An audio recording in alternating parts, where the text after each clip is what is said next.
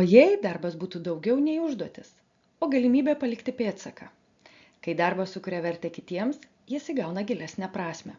Psichologiniai tyrimai rodo, kad vadinamasis job crafting, gebėjimas matyti savo darbą platesnėme kontekste, didina pasitenkinimą darbu, mažina perdegimo riziką ir stiprina įsitraukimą. Įdomu tai, kad net paprastas klausimas, kam mano darbas padeda šiandien, keičia mūsų požiūrį nuo pareigos prie prasmingo indėlio. Tokia perspektyva leidžia jausti daugiau pasididžiavimo ir energijos, be to pagerina darbo rezultatus.